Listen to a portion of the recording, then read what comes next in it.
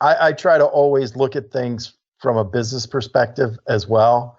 I make sure first and foremost we always take care of the patient, so we do what we need to do, and then on the back end, I feel that's somewhat of my responsibility is how are we going to get paid to do this. But I don't want to go full steam ahead if there's no mechanism to get compensated for it either.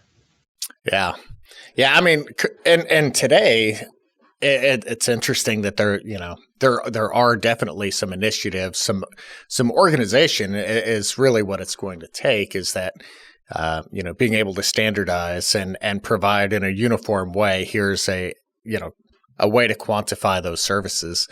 And that's exciting to see with, flipped pharmacy and CPESN kind of moving that needle forward.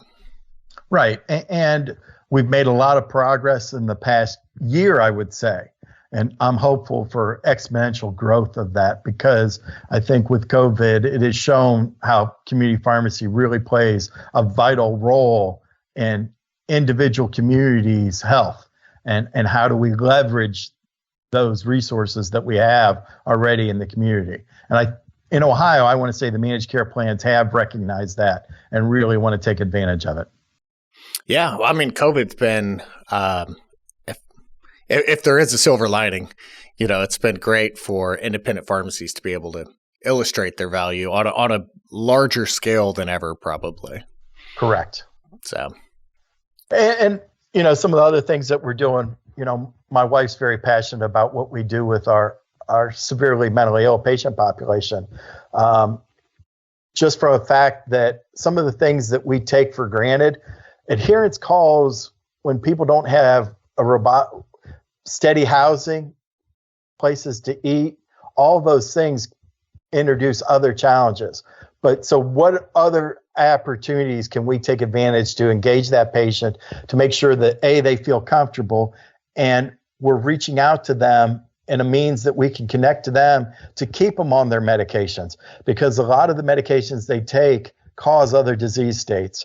You're dealing with their mental illness. Now they have diabetes, they have hypertension, high cholesterol. So they become a very complex patient that needs to be treated as a whole patient. So, I'm very proud of what Ann and her staff have done at that location from a standpoint of looking after that patient and being that pharmacy that's going to look at that patient, not just from one disease state, but the whole patient. Yeah, so let's dig into that a little bit. So when you're at the original location, and it sounds like early on you saw that need in the community for assistance with the mental health community, and then you start performing those labs and you start providing more and more emphasis on that. Eventually, that grew into a whole nother pharmacy. But I'm really curious of how you're able to make that work and how you're able to grow that while still keeping your eye on all of the other parts of your pharmacy that were, already a full-time concern, a full-time area of focus. So, did you delegate? Did you have a team member that you made a champion of that early on? How did you, because you have so many different niches that you perform, I'm curious how you really are able to keep all of those just moving forward so strongly. Well, I think part of it is just understanding I can't do it all. So really I have focused on having a staff of managers at the pharmacy locations. And then I have Dan, who's vice president of pharmacy operations, and he oversees the day-to-day operations of the pharmacy and making sure that we're doing everything we can. He's staffing 2 to 3 days a week as well across the 3 different locations.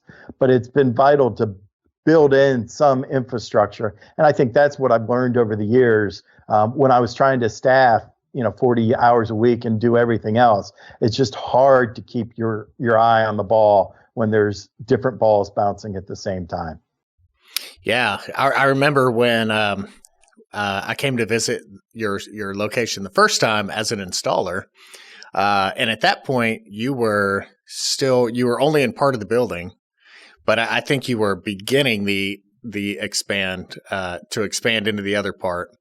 And I just remember being a bit overwhelmed by the like kind of the different sections that you had. So I remember, a nice retail area where you had everything that you would typically pick up at your neighborhood drugstore. So you had that great kind of community experience. And then you had a packaging device. And then downstairs, I spent a lot of time with those Oki Data printers for your pouch packaging. That was switch. Me too. Every now and then when I hear an Oki Data off in the distance. So I feel like we're going to need an appendix for anybody who's like, under 30 for diskettes and Oki Data printers. These are just Googleable. They're Googleable. We just got rid of our last Oki Data in 2017, Will. So, we were still using them until we installed the new automation and the new closed-door pharmacy we opened in 2017. So, yeah, they're a bit dated. They still make these Oki Data printers, and they're still exactly the same as they were 30 years ago, but they're solid. They work. And that pill packing system was, it was pretty versatile. I can definitely see some of the advantages of that. So let's talk about that in itself for a minute, because you had a whole rack of these printers, and you had been doing that probably since, those Oki Data printers were pretty state of the art.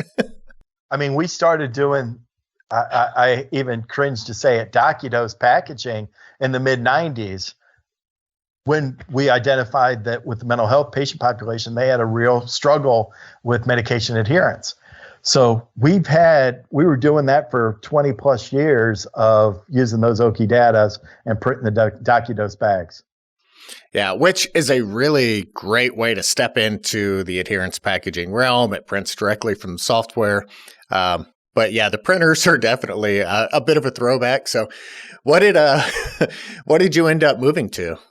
SynMed. SynMed, yeah. And the reason is we wanted the flexibility, and that was the automation that provided us the most flexibility. It can do 40, I believe, different packaging styles. And right now we use 3 different packaging styles. We use Dispill for some patients. We use the 30-day cards for some of our group homes, and then we use the multi-dose cards for the majority of our patients. But that one piece of automation, by just switching the trays, gives us the capability to produce those 3 different cards. Nice. It's always interesting to hear, which specific device has worked best based on your needs, because obviously, a different automation solution may be better for somebody else or better for you. So it's always great to kind of hear specifically why that was a great tool. And what I wanted to look at too is the competitive landscape. What was going to differentiate us in the market compared to our other players? All the other competitors in our area are using pouch systems. So I wanted to use a different type of solution that would make us stand out compared to our competitors. Thanks for listening to this clip from Beyond the Scripts, presented by the Catalyst Pharmacy Podcast. If you enjoyed this episode, please support our channel by liking, subscribing, and clicking the notification bell so that you'll be notified anytime we post new content. To stay up to date with all of the latest independent pharmacy news and content, follow PioneerRx on your preferred social media platform.